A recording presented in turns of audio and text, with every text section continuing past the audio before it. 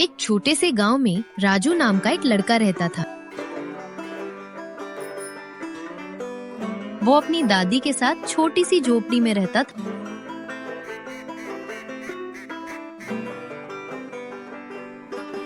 राजू रोज सुबह उठकर गांव में चाय बेचता था। दादी अम्मा, मैं चाय बेचने जा रहा हूँ। बेटा, हमेशा ईमानदारी से काम करना। इतना कहकर राजू चाय बेचने चला गया। राजू दिन भर मेहनत करता था, लेकिन कभी कभी कमाई इतनी कम होती कि घर का खर्चा मुश्किल से चलता। बेटा, अगर थोड़े पैसे और होते तो छत ठीक हो जाती। दादी अम्मा, एक दिन में सब कुछ ठीक कर दूंगा। मैं मेहनत कर रहा हूँ, फिर हमारी जिंदगी आसान हो जाएगी। इतना कहकर राजू चाय बेचने चला गया। एक दिन राजू चाय बेचकर जंगल के रास्ते से घर लौट रहा था। तभी उसे एक अजीब सी रोशनी दिखाई दी। ये रोशनी कहाँ से आ रही है? वो धीरे धीरे रोशनी की तरफ गया।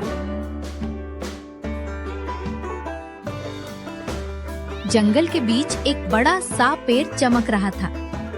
उसके पत्ते सुनहरे लग रहे थे। राजू, मुझे पानी दो। राजू डर गया, पर उसने हिम्मत दिखाई।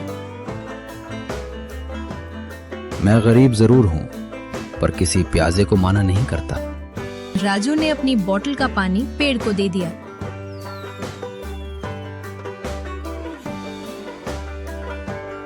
तुम बहुत दयालु हो। मैं तुम्हें एक वरदान देता हूँ। तुम जो भी मेहनत से मांगोगे, वो मिलेगा। अगले दिन राजू ने सोचा, काश मेरी चाय सबसे स्वादिष्ट हो जाए। गांव वाले चाय पीते ही खुश हो गए। वाह राजू, आज तो चाय कमाल की है। उसी दिन से राजू की बिक्री बढ़ गई। गांव का लालची सेठ राजू की तरक्की देखकर जलने लगा। इस गरीब लड़के के पास इतने पैसे कैसे? राजू की बढ़ती कमाई देखकर सेठ के मन में जलन और बढ़ गई। वाह, गुस्से में इधर उधर टहलने लगा। कुछ भी हो जाए, इस लड़के का राज मुझे पता लगाना ही होगा। आखिर ये इतना अमीर कैसे हो रहा है? कुछ देर बाद उसके दिमाग में एक उपाय आया। उसने सोचा, अगर मैं पता लगा लूं कि राजू इतने सारे पैसे मिल कैसे रहे हैं, तो मैं भी आमिर हो जाऊंगा। वह चुपके चुपके राजू का पीछा किया और हुए जंगल में गया।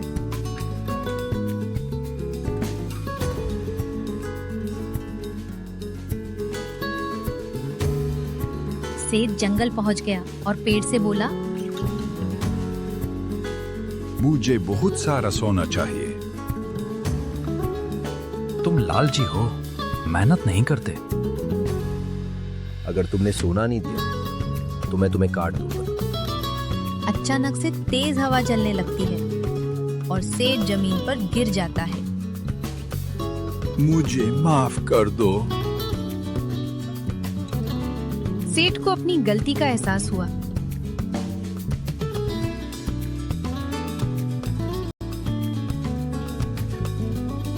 मुझे माफ कर दो राजू, मैं भी मेहनत करूंगा। गलती समझ आ जाए तो इंसान बदल सकता है।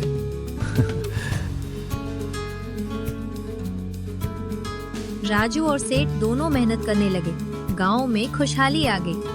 जदुई पेड़ चुपचाप सब देखकर मुस्कुराता रहा। मेहनत और ईमानदारी ही असली जादू है। और इसी तरह राजू ने सबको सिखा दिया कि बिना मेहनत के कोई भी वरदान काम नहीं करता।